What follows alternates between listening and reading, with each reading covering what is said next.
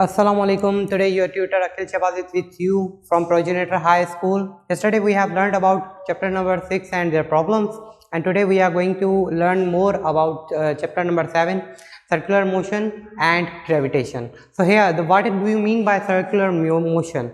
So circular motions होता क्या है, आपको पहले इस बारे में पता होना चाहिए. तो इसकी अकॉर्डिंग टू डेफिनेशन हम देख लेते हैं ये क्या कह रहा है. When a body moves on a circumference of a circle is called circular motion. तो देखें, इस चीज़ को समझने के लिए हमारी बेसिक्स अच्छी होनी चाहिए, हमें पता होना चाहिए सर्कमफेरेंस होता क्या है. ठीक है, तो अकॉर्डिंग टू मैथ्स और फिजिक्स ये क्या है, सर्कमफेरेंस किसी भी सर्किल का आउटर लेयर है.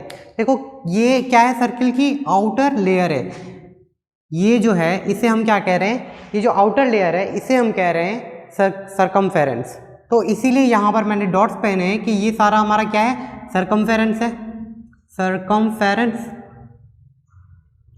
तो कह रहा है किसी भी बॉडी का मोशन तब जब वो सर्कमफेरेंस ऑफ सर्किल में मूव कर रहा हो, एक गोल दायरे में मूव कर रहा हो. सर्कुलर मोशन से आपको क्या समझ में आता है, मतलब किसी सर्किल के अंदर मूव कर रही है कोई चीज़. तो ये देखो, ये सर्कमफेरेंस में एक स्टोन मूव कर रहा है. एक गंदे बच्चे की एग्जाम्पल दे देता हूँ. जो गली में खेलते हैं वो क्या करते हैं, वो पत्थर उठाते हैं, ठीक है, और उसे बांध कर ऐसे गोल गोल घुमा रहे होते हैं. उन्हें क्या करना होता है, उन्हें पतंग पकड़नी होती है या कोई भी उनका यूथ, या उन्हें मज़ा आ रहा होता है करते हुए. वो करते क्या है, पत्थर को गोल फिरा रहे होते हैं ना. वो जो गोल घुमाना है ना, जो उससे हम कह रहे हैं कि वो जो बॉडी है, पत्थर एक बॉडी है. पत्थर यहाँ पर क्या है, बॉडी. ठीक है, अकॉर्डिंग टू डेफिनेशन पत्थर एक बॉडी है और वो क्या है, मूव कर रही है किसके अंदर, सर्कमफेरेंस के अंदर. ठीक है, हम इस आउटर लेयर को कह रहे हैं सर्कमफेरेंस. हम पूरे सर्किल को नहीं कह रहे, हम सिर्फ आउटर लेयर को कह रहे हैं. इसके अंदर के पार्ट, तो ये अंदर का तो पार्ट सारा एरिया है. ठीक है, ये जो आउटर लेयर है इसको कह रहे हैं सर्कमफेरेंस. ठीक है, इसको कह रहे हैं सर्कमफेरेंस. तो यहाँ पर इसकी सर्कमफेरेंस किसे कह रहे होते हैं, सबका सर्कमफेरेंस कह रहे होते हैं आउटर लेयर को. और इसके बाद इसकी एग्जाम्पल्स आप देख लो, तो एक आप स्टोन की एग्जाम्पल देख लो, एक आप फैन की एग्जाम्पल देख लो. फैन है ना, उसके ब्लेड्स हैं जो, वो भी क्या है, ब्लेड्स लास्ट तक घूम रहे हैं, किसी भी फैन के ब्लेड्स. ठीक है, अब मैं ऐसे फैन बना देता हूँ. ठीक है, 4 पर होते नहीं हैं, मैंने 3 पर बना लिए टेढ़े मेढ़े. अब इसके अंदर क्या है, देखें, ये सर्कमफेरेंस पर घूम रहा है. सर्कमफेरेंस मतलब ये जो ब्लेड्स है ना, इसका आउटर, इसे आउटर पार्ट्स को हम क्या कह रहे हैं, सर्कमफेरेंस कह रहे हैं. वो एक सर्किल के अंदर घूम रहे हैं, पूरे के ब्लेड्स घूम रहे हैं. ठीक है, हम क्या कह रहे हैं, ये जो भी एरिया है जिस पर ये घूम रहे हैं, ये सारा क्या है, सर्कमफेरेंस है. ठीक है, मशीन से कनेक्टेड है. उसकी जो मशीन है, ये फैन की मशीन है. ठीक है, इससे कनेक्टेड है और ये गोल गोल घूमे जा रहे हैं. अब ये गोल गोल घूमना, ये क्या कर रहे हैं, अपने सर्कमफेरेंस के अंदर घूम रहे हैं, आउटर लेयर के अंदर घूम रहे हैं ये पर. ठीक है, ये पूरे पर ही आउटर लेयर के अंदर घूम रहे हैं. तो इसे भी हम क्या कह रहे हैं, ये भी सर्कमफेरेंस ऑफ अ सर्किल की एग्जाम्पल है. एक्चुअली ये कर क्या रहे हैं, ये सर्कुलर मोशन कर रहे हैं. उसके बाद है अर्थ रोटेट्स अराउंड द सन, या अदर प्लानेट जो साथ उसके रोटेट कर रहे हैं, तो वो क्या है, सन के सामने रोटेट कर रहे हैं. ठीक है, सन के सामने रोटेट कर रहे हैं. ये सन है हमारा. ठीक है, इसके सामने जो है दूसरे प्लानेट जितने रोटेट कर रहे हैं, वो क्या कर रहे हैं, एक सर्कमफेरेंस पर रोटेट कर रहे हैं, एक सर्किल के सर्कमफेरेंस. ये जो आउटर लेयर है इसकी बात हो रही है. मैंने इतने मरतबा सिर्फ ये समझाने की कोशिश की है कि सर्कमफेरेंस हम इस आउटर लेयर को कह रहे हैं, ना कि अंदर के सर्किल को. हम आउटर लेयर को सर्कमफेरेंस कह रहे हैं जिसके अंदर बॉडी मूव कर रही है. अब देखो, अर्थ यहाँ पर मूव कर रही है. ठीक है, तो ये क्या है, ये भी एग्जाम्पल है सर्कुलर मोशन की. उसके बाद आप देख लो, movement of a tyre with the wheel. ठीक है, टायर की जो मूवमेंट है व्हील के अंदर, वो भी हम क्या देख रहे हैं, वो भी हमारी सर्कुलर मोशन के अंदर है. कैसे, देखो, टायर होता है ना हमारी गाड़ी का. ठीक है, ऐसे ही आपको बता देता हूँ. व्हील होता है, व्हील इस तरह का बना हुआ होता है. ठीक है, फिर इस तरह से व्हील इस तरह से बना हुआ होता है. अब ये ओवरऑल जो ये टायर है ना, बात हो रही है इसकी, ये है टायर. ठीक है, ये जो मूवमेंट कर रहा है ना, ये जो मूवमेंट कर रहा है व्हील, उसके व्हील के साथ. ठीक है, वो क्या है हमारी, वो है सर्कुलर मोशन. टायर की मोशन जो है वो क्या है, सर्कुलर मोशन है एक्चुअल में. अब इसके बाद है यूनिफॉर्म सर्कुलर मोशन. ठीक है, यूनिफॉर्म सर्कुलर मोशन, उसके अंदर कह रहा है when a body moves in a circular path with constant speed, जब एक बॉडी मूव कर रही है सर्कुलर मोशन में पर वो कांस्टेंट स्पीड के साथ मूव कर रही है, मतलब वही सेम बात कि सरकमफेरेंस, वही सेम बात कि एक बॉडी मूव कर रही है सर्कुलर मोशन में पर वो स्पीड कांस्टेंट है, ठीक है। जैसे इसके अंदर अब ऐसे कौन सी एग्जांपल्स हैं जिसके अंदर स्पीड कांस्टेंट हो जाती है, ठीक है। सबसे पहले आपको फ़ैन की एग्जांपल बताता हूँ। अब आप कहोगे कि सर फ़ैन तो आहिस्ता आहिस्ता से घूमना शुरू करता है, ठीक है, आहिस्ता आहिस्ता से घूमना शुरू करता है पर एट लास्ट उसकी एक मैक्सिमम पॉइंट है। फ़ैन पहले रोटेट करता है, रोटेट करता है, रोटेट करता है, फिर उसकी एक मैक्सिमम पॉइंट आ जाती है जब वो उसी स्पीड के साथ रोटेट कर रहा होता है, तब उसकी स्पीड सेम हो जाती है, ठीक है। तो उसे हम कह रहे हैं यूनिफॉर्म सर्कुलर मोशन, तब जब उसकी स्पीड मैक्सिमम पॉइंट पर पहुंच जाती है, जब फ़ैन की स्पीड मैक्सिमम पॉइंट पर पहुंच जाती है, फिर उससे ज़्यादा तो वो मूव नहीं करता ना, ठीक है, उससे ज़्यादा मूव करेगा तो उसके पर ही उड़ जाएंगे, तो वो एक उनकी जो है उन्होंने एक तरह से उनकी मैक्सिमम पॉइंट बना दी है, ठीक है, और वो उसी तरह से रोटेट करता है। उसके अंदर रेगुलेटर सारी चीज़ें लगी हुई हैं जो उसकी एक पॉइंट को जो है मेंटेन कर रही होती है उसकी स्पीड। तो यहाँ पर क्या है, उसके बाद हमें कोई एग्जांपल इसका देख लें तो वो है हमारे पास अर्थ, ठीक है। अर्थ क्या कर रही है, अर्थ भी रिवॉल्व कर रही है पर अर्थ की स्पीड सिमिलर है, अर्थ की स्पीड चेंज नहीं होती, तो अर्थ भी सिमिलर स्पीड के साथ घूम रही है, दूसरे प्लैनेट भी अपनी स्पीड के साथ घूम रहे हैं, ठीक है, तो उनकी स्पीड भी चेंज नहीं होती। इसी तरह से हर किसी कार के गियर में, ठीक है, हर गियर की अपनी स्पीड होती है, पहले गियर की स्पीड एक पॉइंट तक होती है, फिर वो सिमिलर स्पीड तक चलती रहती है, फिर गाड़ी कहती है अब मुझे एक और गियर दो, ठीक है। ये सारे जो बाइक्स चलाते हैं, ठीक है, जो कार चलाते हैं उन्हें पता है कि जब गियर लगाते हैं गाड़ी को तो फिर उसके अंदर क्या होता है, वो गाड़ी उस एक मैक्सिमम पॉइंट तक पहुंचती है, फिर वो चल रही होती है उसी स्पीड पर जब तक आप उसका गियर चेंज करो, ठीक है। तो उसके बाद इसका कोई और एग्जाम्पल अगर आप देख लो तो आपके पास सैटेलाइट है, ठीक है, सैटेलाइट जो कि यहाँ हमारे स्पेस पर घूम रही है, वो भी क्या कर रही है, वो भी एक कांस्टेंट स्पीड के साथ मूव कर रही है, ठीक है, आर्टिफिशियल सैटेलाइट जो हमने बनाई है।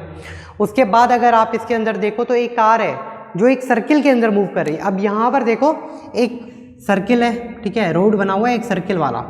अब कार क्या कर रही है, कार उसके अंदर मूव कर रही है, ठीक है, ये है मेरी कार जो कि मूव कर रही है, मिस्टर बीन वाली कार है, मूव किए जा रही है, ठीक है। अब ये क्या कर रही है, ये अपने सर्किल के अंदर घूम रही है, तो आप क्या कहोगे, ये आउटर लेयर है ना, वैसे तो ये सर्किल का आउटर लेयर हुआ, अगर देखा जाए तो सर्किल तो पूरा अंदर है, अभी इसे पूरे को हम सर्किल कह रहे हैं, पर ये तो आउटर लेयर है ना जहाँ पर घूम रही है, तो ये भी क्या कर रही है, ये भी यूनिफॉर्म सर्कुलर मोशन के साथ मूव कर रही है और कांस्टेंट स्पीड के साथ मूव कर रही है, ठीक है। उसकी स्पीड है 5 मीटर पर सेकेंड और वो इसी स्पीड के साथ मूव किए जा रही है, तो ये भी हमारी एग्जाम्पल हुई यूनिफॉर्म सर्कुलर मोशन की।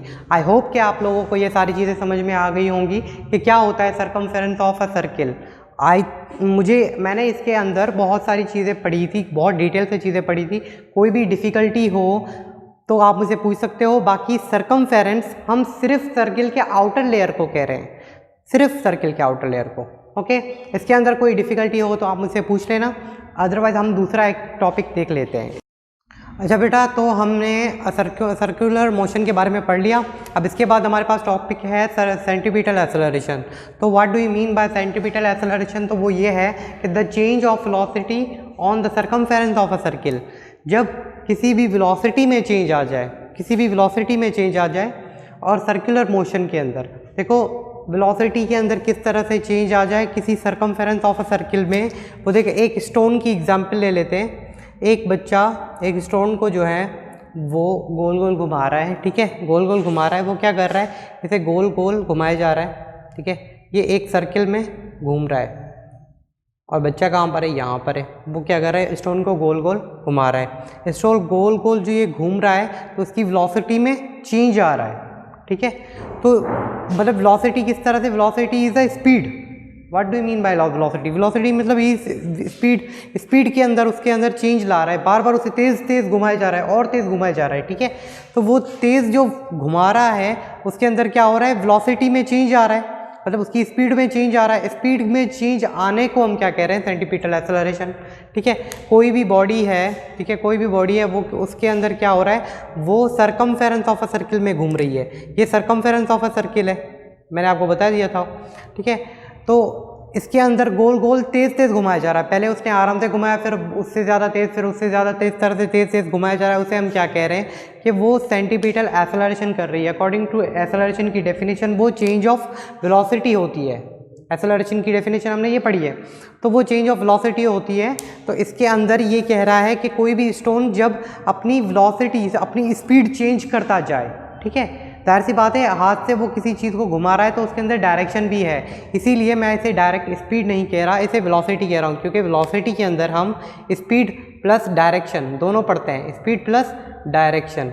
ठीक है, अब इसके बाद ये कह रहा है कि इसे गोल गोल घुमाया जा रहा है और वो क्या हो रहा है, वो सेंटीपिटल एक्सेलरेशन में कन्वर्ट हो रहा है। अब अकॉर्डिंग टू इट्स डेरिवेशन हम क्या करेंगे, इसे डिनोट करते हैं हम जो है वो AC से, ये इसका सिंबल है, इसे हम इससे डिनोट करते हैं। ठीक है, और उसके अलावा इसका SI यूनिट क्या है हमारे पास, मीटर पर सेकंड स्क्वायर। और उसके बाद है डेरिवेशन। डेरिवेशन के अंदर हम क्या देखेंगे कि centripetal acceleration is directly proportional to velocity का स्क्वायर। ठीक है, स्क्वायर ऑफ द वेलोसिटी, मतलब जितनी वेलोसिटी वो बढ़ाएगा उतनी सेंटीपिटल एक्सेलरेशन बढ़ेगी। ठीक है, डायरेक्टली प्रोपोर्शनल का मकसद क्या होता है, जितना इसे बढ़ाएंगे उतना ये बढ़ेगी। ठीक है, जितनी वेलोसिटी को हम बढ़ाएंगे उतना एक्सेलरेशन बढ़ेगी। और इन्वर्सली प्रोपोर्शनल का मकसद होता है कि उसका इन्वर्स, उसका उल्टा। देखिए, जितना हम रेडियस मतलब उसका डिस्टेंस बढ़ाएंगे, मतलब अगर मैं एक पत्थर यहाँ पे इतना छोटा बांधता हूँ और यहाँ पर मैं एक पत्थर इतना इतनी जो है ना उसे एक रेडियस दे देता हूँ, इतना उसे डिस्टेंस दे देता हूँ, तो फिर क्या होगा, ये तेज़ तेज़ घूमेगा उसी स्पीड से। ठीक है, मैं इसे 2 मीटर पर सेकंड की स्पीड दे देता हूँ, इसे भी 2 मीटर पर सेकंड की स्पीड दे देता हूँ, तो ये आराम आराम से घूमेगा, आराम आराम से घूमेगा। अगर रेडियस बढ़ाएंगे तो क्या होगा, सेंटीपिटल एक्सेलरेशन कम होगी, आराम आराम से घूमेगा। तो इसके अंदर क्या है, जितना रेडियस हम बढ़ाएंगे उतनी सेंटीपिटल एक्सेलरेशन कम होगी, और जितनी सेंटीपिटल एक्सेलरेशन ज़्यादा होगी मतलब उतना रेडियस कम होगा। छोटा पत्थर है, यहाँ तक बांध लिया, उसे आपने गोल गोल घुमाया, वो जल्दी जल्दी स्पीड पकड़ेगा और बहुत तेज़ तेज़ घूमेगा। पर अगर इसी तरह से मैंने इतना बड़ा पत्थर यहाँ पर बांध दिया और फिर उसे मैं घुमा रहा हूँ, तो मैं उसी स्पीड के साथ घुमाऊंगा, लेकिन वो बहुत आराम से घूमेगा क्योंकि उसका रेडियस बढ़ गया। तो इन्वर्सली प्रोपोर्शनल का मकसद है कि आराम आराम से घूमेगा। जब मतलब कोई चीज़ हम बढ़ाएंगे तो उसके बाद वो दूसरी चीज़ कम होगी, मतलब इस चीज़ को बढ़ाएंगे तो ये चीज़ कम होगी और इस चीज़ को बढ़ाएंगे तो ये चीज़ कम होगी। ठीक है, और इसके अंदर सेंटीपिटल एक्सेलरेशन के अंदर ये है कि यहाँ पर डायरेक्टली प्रोपोर्शनल का मकसद ये कि अगर ये चीज़ वेलोसिटी हम बढ़ाएंगे तो सेंटीपिटल एक्सेलरेशन भी बढ़ेगी।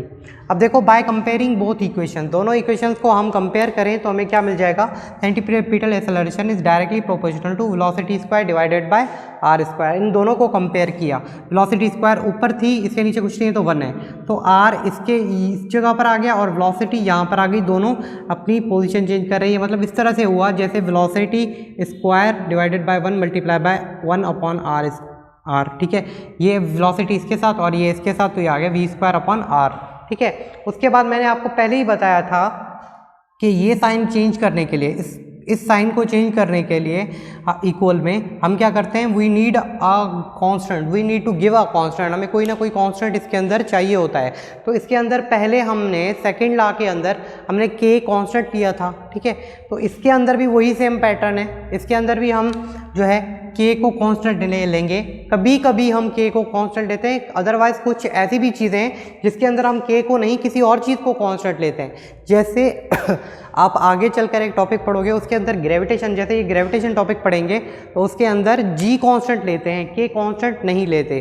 उसकी भी वजह है, वो मैं आपको तब बताऊंगा जब वो टॉपिक स्टार्ट करेंगे हम। अब देखो, centripetal acceleration is equals to a k।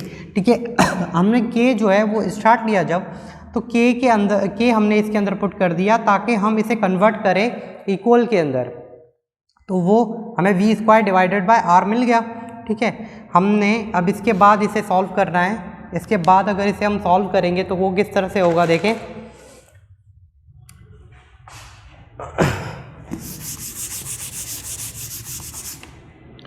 अब देख लें, इसके बाद अब अगर हम इसे सॉल्व करें तो k की जगह पर मैं क्या प्लेस करूँगा, k इज इक्वल्स टू 1, ठीक है। सेंटीपिटल एक्सेलरेशन में k जो है वो 1 के बराबर आ गया और velocity square divided bye r, ठीक है। Velocity square divided bye r, ये इससे मल्टीप्लाई होगा तो ये आ जाएगा v square divided bye r, मतलब जो डिस्टेंस है। ये हमारे पास वेलोसिटी है, ठीक है, ये हमारे पास वेलोसिटी है और ये हमारे पास डिस्टेंस है, ठीक है, डिस्टेंस है, पर वो रेडियस वाला डिस्टेंस है, ठीक है। अब इसके अंदर हमें ये सारी चीज़ें पता चल गई। सब दोबारा मैं आपको इसे थोड़ा एक्सप्लेन कर देता हूँ। देखिए, जितना सेंटीपिटल एक्सेलरेशन बढ़ेगा उतनी वेलोसिटी बढ़ेगी, मतलब जितनी हम वेलोसिटी किसी चीज़ की बढ़ाएंगे, मैं इसे बांध कर जितना इसे तेज़ घुमाऊंगा, ठीक है, उतनी सेंटीपिटल एक्सेलरेशन तेज़ होगी, ठीक है। डायरेक्टली प्रोपोर्शनल का मकसद है ये बढ़ेगा तो ये भी बढ़ेगा, ठीक है, ये कम होगा तो ये भी कम होगा। डायरेक्टली प्रोपोर्शनल का ये मकसद होता है। और इन्वर्सली प्रोपोर्शनल, ये तो इन्वर्स में आ गया ना, अपॉन में आ गया, तो इन्वर्सली प्रोपोर्शनल का मकसद होता है कि इसे बढ़ाएंगे तो ये कम होगा, अगर इसे कम करेंगे तो ये बढ़ जाएगा, ठीक है। इन्वर्सली प्रोपोर्शनल इस तरह से चलता है। डायरेक्टली प्रोपोर्शनल मतलब वो भी बढ़ाएं तो वो भी बढ़े। इन्वर्सली प्रोपोर्शनल का मकसद है कि इसे बढ़ाएं तो ये कम हो, ठीक है, और इसे कम करें तो ये बढ़ जाए, ठीक है। इस तरह से देखो, रेडियस ये अकॉर्डिंग टू इक्वेशन ये क्या है कि जितना हम रेडियस किसी चीज़ का कम करेंगे उतना वो तेज़ घूमेगा, भले हम आराम से घुमा रहे हो उसको, ठीक है। पर अगर मैं इसका रेडियस थोड़ा बढ़ा दूं, मतलब इसका जो डिस्टेंस है मेरे हाथ से थोड़ा बढ़ा दूं, तो फिर क्या है, मैं इसे अब घुमाऊंगा उसी स्पीड के साथ तो ये इतना नहीं घूमेगा। तो ये अकॉर्डिंग टू इक्वेशन ये हमें समझ में आ गया कि इसके अंदर क्या हो रहा है। आगे के जो टॉपिक्स है वो इंशाल्लाह हम नेक्स्ट लेक्चर में देख लेंगे। तब तक के लिए अगर आपको इसके अंदर से कोई भी क्वेश्चन हो जो आपको समझ में ना आए, डिफ़िकल्टी हो, तो आप मुझसे पूछ सकते हो फ्रॉम व्हाट्सएप, ठीक है। अल्लाह हाफिज़।